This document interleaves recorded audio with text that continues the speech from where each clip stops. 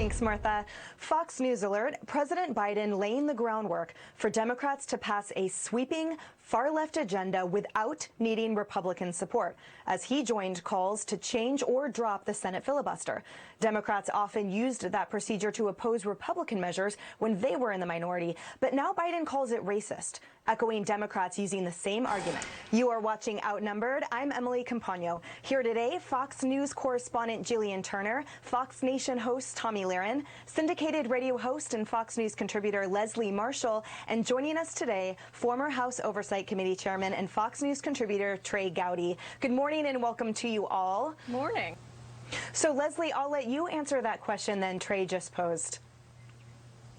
Well, I'm glad that Trey said after being in politics, he's not surprised at hypocrisy, because I can say as a Democrat, there's hypocrisy on both sides. And I think we all know that if we're going to be genuine with ourselves and completely honest. Look, when Republicans said Merrick Garland couldn't be, couldn't be nominated for the Supreme Court and they couldn't put him on the court because of a time frame, but then Amy Coney Barrett could, that's complete hypocrisy. Whoever is in power is going to use the tools and utilize those tools to their advantage. Republicans have done it, Democrats have done it, and sadly, in the place we are at, they will continue to do it. But you know, for people that say, and Democrats that applaud Joe Biden, he didn't say nix the filibuster. Let's be clear about what he said. He wanted to go back to the way it used to be, which was talking filibusters, where you stand there and you talk until you nearly pass out from talking, or other people pass out from your talking. Really, who the Democrats need to look to regarding the filibuster is Joe Manchin and Kyrsten Sinema. President Biden briefed the White House press corps yesterday, as we all know, for the first time. It was his 64th day in office.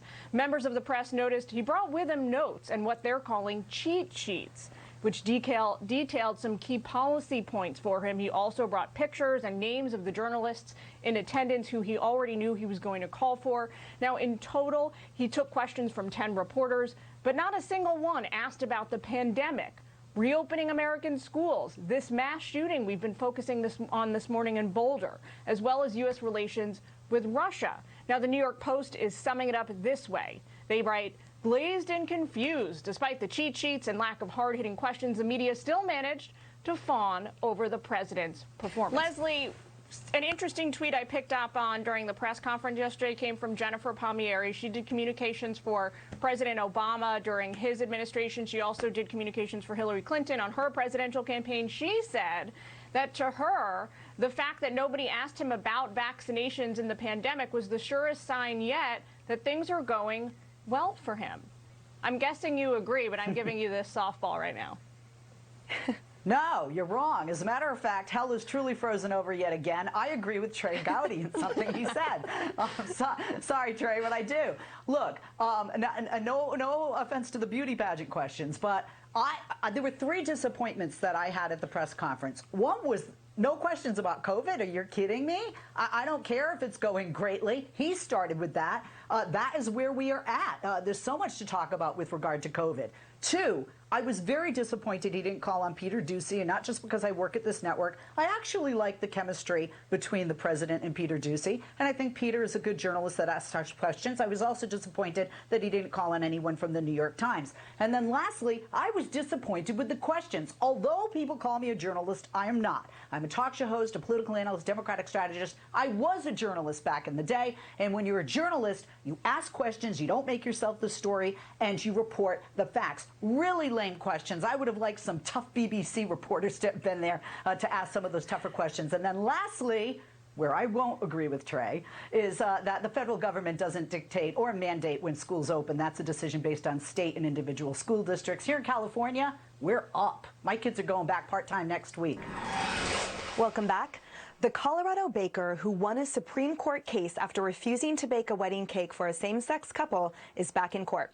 This time, Jack Phillips is being sued for refusing to create a cake celebrating a gender transition because he says it violates his religious beliefs, and he believes the new case is a trap. Leslie, I'd like you to respond to Tommy's point about sort of this targeted harassment going on here, because this case, by the way, is one of dozens and dozens of phone calls and orders that this baker received by attorneys and by others in the community deliberately, yes, setting traps for him. And one of them was quoted in saying that if this is dismissed or if you win, we'll just call back tomorrow. I have a lot to say. I'll try and be concise. One, any business owner has the right to refuse service to anyone, and you can even post that in your establishment. Two, any consumer has the right not to purchase their goods, to boycott, or to sue them if they feel they're discriminated against. I'm a bit confused because when I go to buy a cake, I don't really tell people what it's for. I just buy the cake. They might know it's for my kid's birthday if I say, please put happy birthday, Sebastian or Ella, on the cake. But I'm confused at this, conversation that goes on. And I don't want to turn this into the 700 Club. I've said this before on national television. I get a lot of grief when I say this, but I used to be a Christian.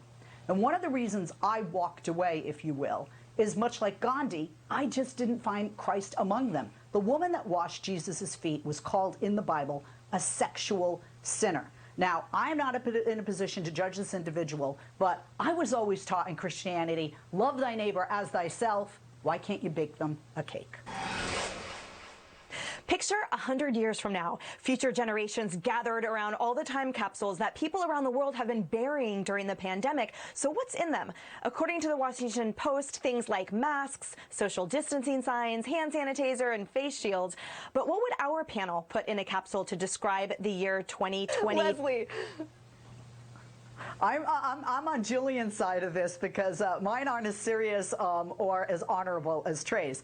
Hand sanitizer, an Amazon box because many of us ordered from that a lot. And how about a photo of us wearing like a dress or a suit on top and, underwear, boxers, those sweatpants, bare feet or slippers on the bottom as some of us have Zoomed or are on TV doing right now. The Zoom mullet.